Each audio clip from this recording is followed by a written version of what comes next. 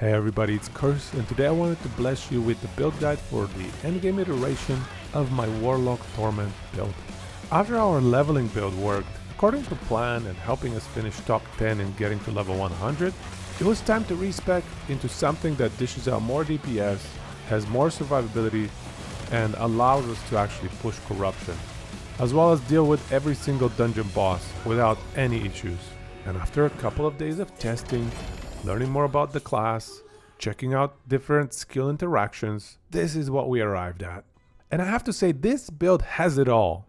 The DPS is phenomenal. Even against single target, we get a respectable 20-second Julra kill with fairly mediocre gear. It truly shines when it comes to clear, but its greatest strengths are by far its survivability, where we can get 30 to 50,000 ward easily, and I'll show you how you can ramp that up to even higher numbers. The build also has a very high mobility, making monolith runs smoother than ever. Yesterday I managed to push it up all the way to corruption 801, I believe, and I really didn't have too many problems. The only downsides I can mention is that the ward interaction is very likely to get nerfed, and also when you kill enemies they always die way behind you, so it's kind of a pain to pick up items. So let me walk you through the build guide so you can also put this build together on your Warlock. Irashaimase!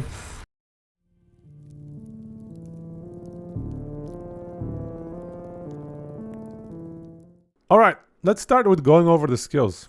Our main source of DPS is Chthonic Fissure, namely the cursed Torment within it. So that's why we scale these two nodes at the bottom. We get some necrotic res shred stacks. We scale into the secondary fissure in order to get more hits from spirits, thus maximizing the number of wither stacks on enemies. Without this point, you're not going to get max wither stacks on enemies. It makes mana management slightly trickier, but it's not too bad at all. 45% more torment damage at this node. We also convert Chthonic Fissure into a traversal skill, and it's very respectable compared to Transplant, for example, because it has 3.5 seconds cooldown, whereas Transplant starts with, I think, 5 seconds cooldown. So that's a major advantage already right there.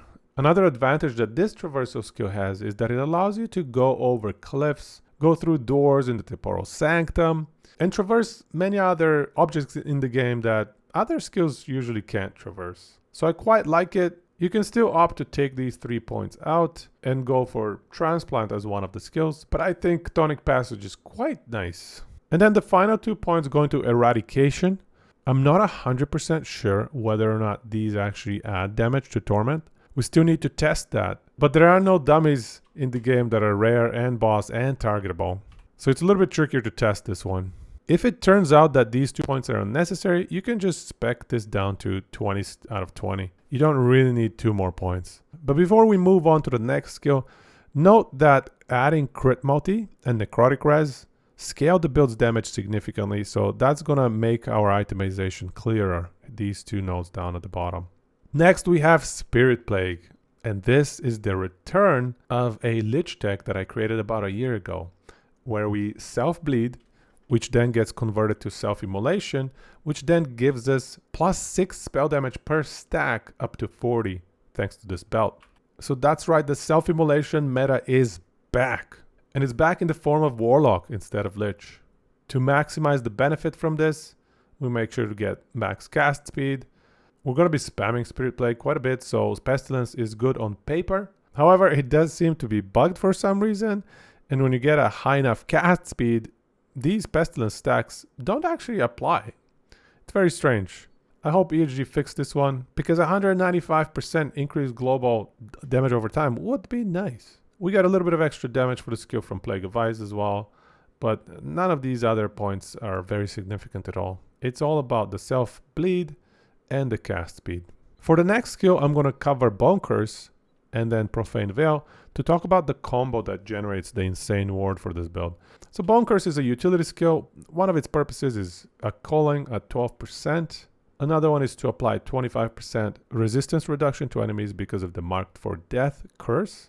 We try to extend its duration a little bit. But then there are these nodes at the bottom. Bone Prison with boosted HP and improved cooldown, making it so that whenever we cast Bone Curse, it creates 11 minions, which are these bone walls. And these are indeed considered minions for the purposes of the game. And I will explain how that helps in this Profane Veil skill tree. If you read Vampiric Pool, it says that it consumes 10 minions, giving us 4% of the minion's health as a ward. And because of the HP stacking that these bone walls get, they end up giving us a significant amount of ward, as you can tell. Not only that, but they extend the duration of this skill, giving us even more uptime on guaranteed dodge.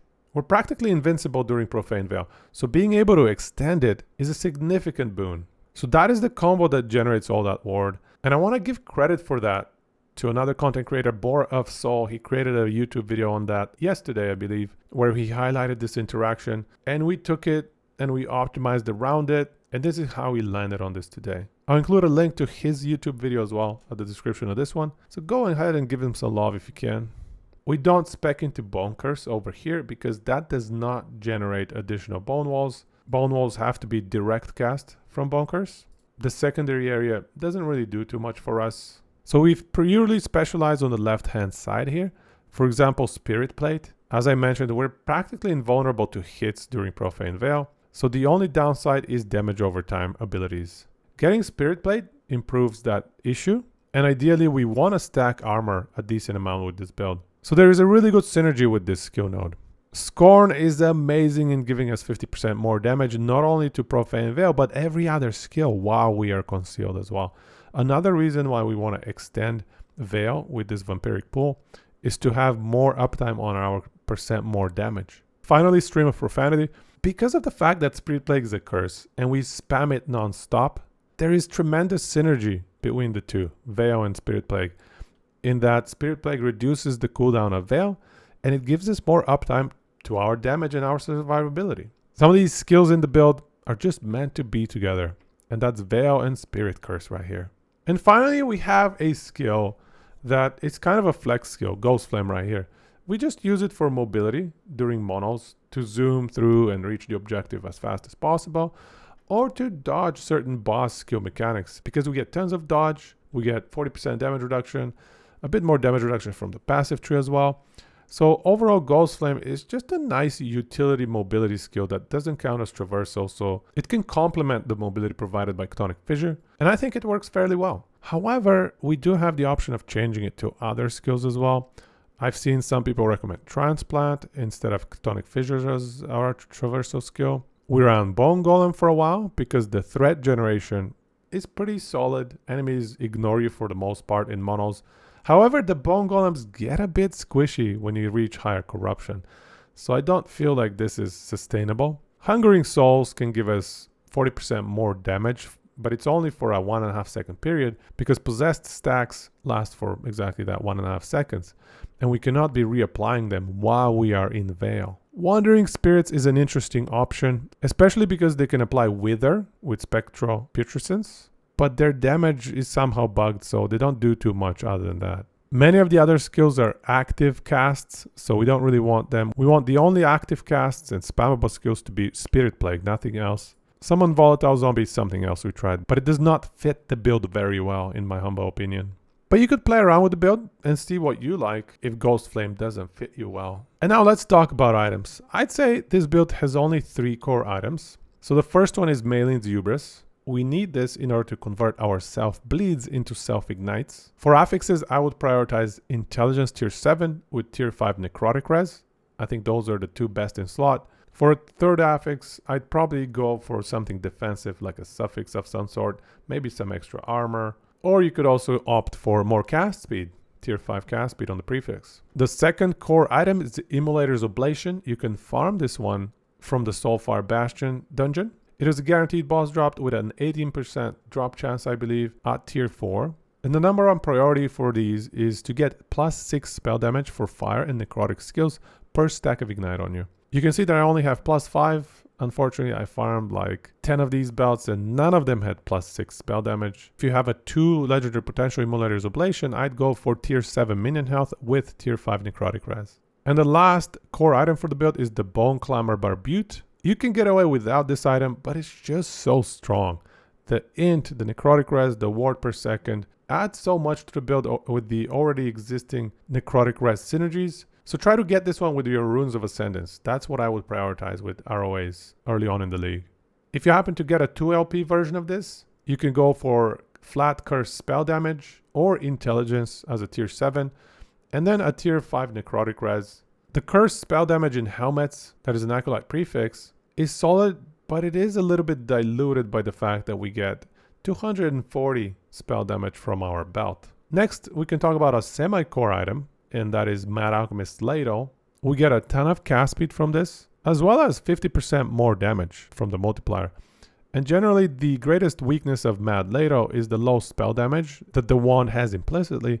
However, that is not an issue for our build because we get 240 spell damage from the belt. If you happen to get a 3 LP Mad Ladle, go for Crit Bounty tier 7, Necrotic Pen Suffix tier 5, as well as I would go for tier 5 cast speed. Another semi-core item I would say are Citadel Boots. We're basically taking care of our crit damage mitigation with just this one pair of boots.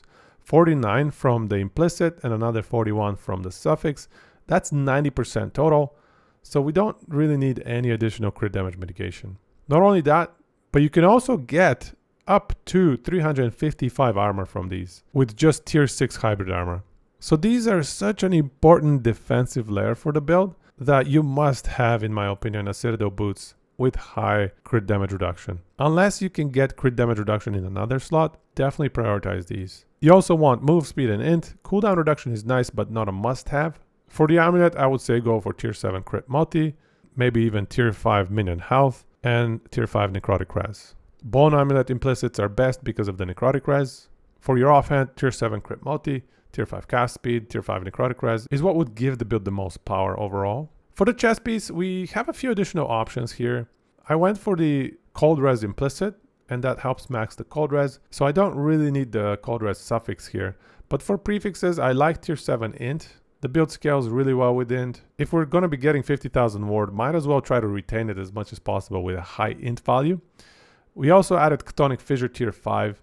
I'm not sure how much that adds. Like I mentioned, this might not actually work for the skill. But if the Chthonic Fissure skills aren't actually needed, you can always think about getting a tier 5 minion health in your chest piece. That's not a bad option. For ring, this is basically my only source of minion health. You also want tier 5 int and tier 5 necrotic res on an ivory ring for the extra implicit necrotic res. But given that I only have 360 minion health, you can easily double that 50k ward that I get to something like 100k by adding more minion health stat lines into your build.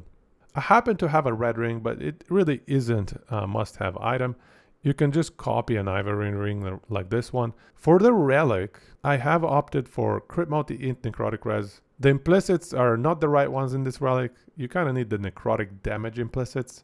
I just haven't gotten a good one of those yet. But you also have some alternative item options. If you happen to have a 2 LP Twisted Heart, I definitely consider using it for the relic slot with a tier 7 crit multi with tier 5 necrotic res. Tier 5 int is not a bad option on top of the tier 7 crit multi as well, but necrotic res is probably preferable.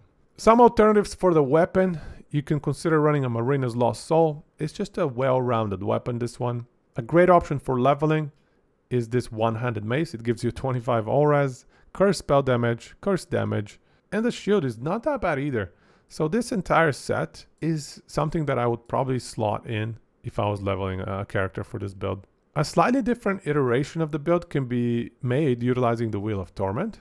With that one, we can replace Ghostflame with Soul Feast and proc all of our torments with that off screen. I've heard that it has great off-screening potential. You just cast Soul Feast far away, and then you run into dead enemies 2 screens away from you. Ideally, I would say you want maybe a 2 LP Wheel of Torment with tier 7 crit multi and maybe tier 5 necrotic pen or tier 5 cast speed, one of the two. Losing the cast speed on the Mad Ladle is gonna hurt, so maybe prioritize the cast speed. But either way, plus 3 acolyte skills and plus 15 int is not too bad. The only downside of Wheel of Torment is that we lose a great portion of our survivability from the opulent focus. So that is what I would recommend for itemization. I'm also going to have a build planner with what I believe are optimized min-maxed item affixes as well, so you can check that out. For idols, you have quite a few good options. You can see one decent one here with the ward per second with Veil and ward retention. Another decent one is spell damage for curses and necrotic res 3x1s. Despite the fact that we get so much spell damage from the belt, this one can make Monolith runs smoother in that we don't need to cast Spirit Plague and Self-Ignite before we Chthonic Fissure. We can just mostly focus on Chthonic Fissuring and running and just zooming away in the mono. So flat spell curse damage is not bad for the build, even though it doesn't add much versus boss fights. Spell damage and reduced damage taken is not bad.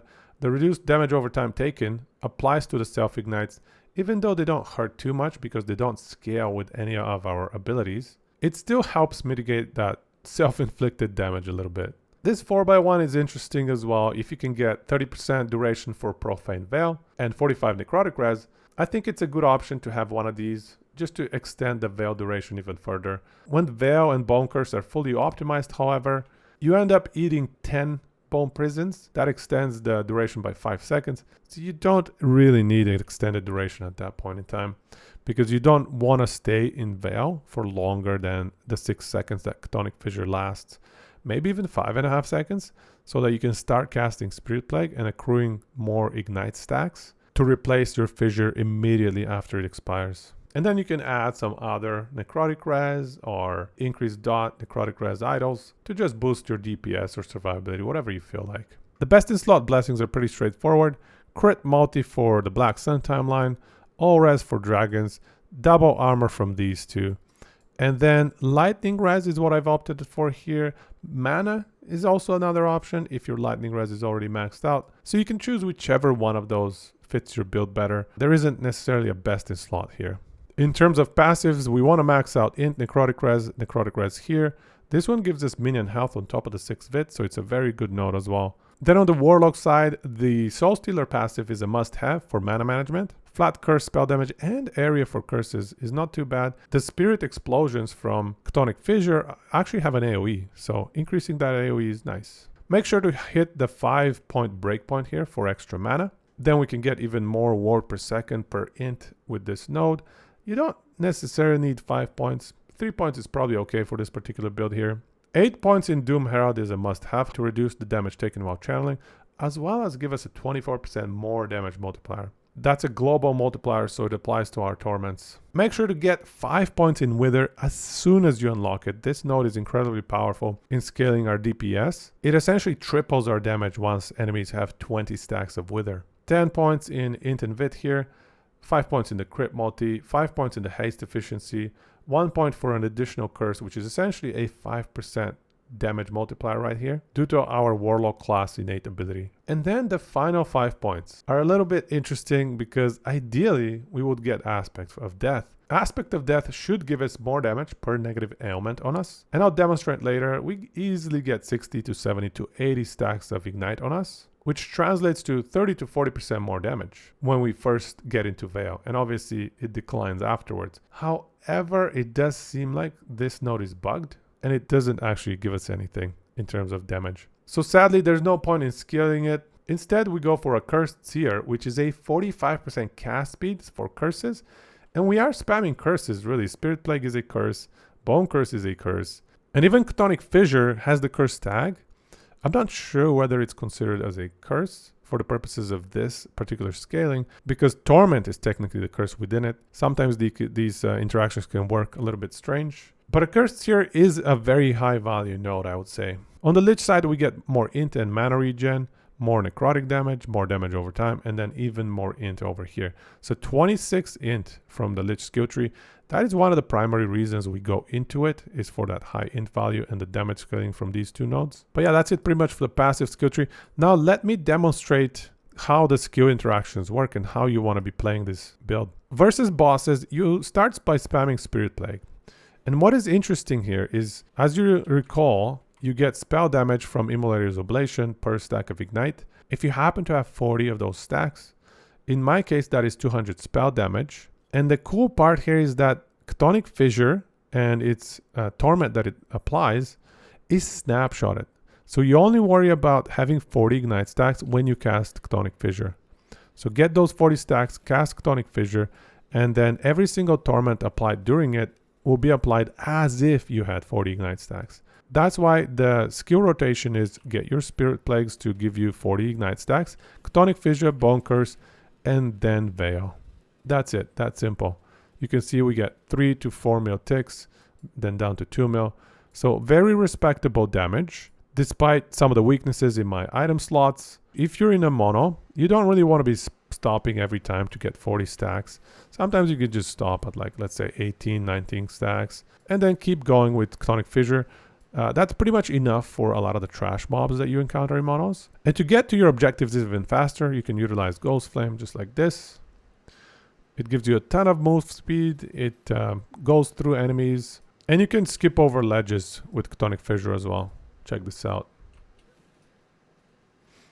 You just want to make sure that you always load up your ward. So if you ever go under, I don't know, 5k or 10k ward, just stop, cast your bunkers, eat it with your Veil, and you can reduce the cooldown of Veil with Spirit Plague, as you saw right there, and then get your ward back up.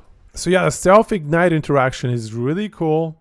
It takes a little tiny bit to get used to, but once you get used to it, you're going to be wrecking the entire content of the game. And that's the end of the build guide. I'm going to include a build planner in the description below. And I'm also going to add a note whenever I update it. It's going to say something like last updated February 26th or whatever. So if you're curious when was the last time I updated it, you can check the description. However, I will not be adding a loot filter specific for this build. I realized that it is not sustainable for me to maintain 20 different loot filters for 20 different builds. So I'm going to get away from that. Please don't ask for loot filters. Loot filters are also highly specific to your progression throughout the season. I tinker with mine all the time, so I strongly recommend you just grab the generic loot filter that I have and add whatever you need to it. And as we're wrapping up here, I'll also leave you with a Corruption 801 monolith clears. You can see how trivial it is thanks to all that ward and damage that we have. Power level of this build is next level. I'm not even going to do a final verdict for the build. It's clearly giga busted. I suspect the word generation is going to get nerfed at some point. It's just a matter of when. So enjoy it while you can, because you never know. ESG have taken their time to fix some game-breaking bugs in the past. So we'll see how long it takes for this one to get addressed. But let's be real here. Generating a 100k ward within a second is kind of OP. And sometimes that's where we land when we make awesome builds. For my next build, I'm going to have to think about what I want to work on. A powerful interaction like this one makes it tricky for where to go next steps, especially if I go into Warlock. You're somewhat pigeonholed into generating 100,000 ward. If you don't take that route, the build is going to be relatively weaker compared to anything that actually runs that. So I'll have to ponder on that. But if you enjoyed this video, and if you end up trying this build and loving it, please do like the video, subscribe. You can check me out on Twitch as well. I raised my corruption from 300 to 800 in pretty much one sitting. And I'm going to be farming with this build for a little bit longer before I decide on next steps. If you do come by on Twitch, feel free to ask me anything. I try to run a pretty friendly stream, so we keep it chill. And on that note, take it easy and gochiso sama deshita.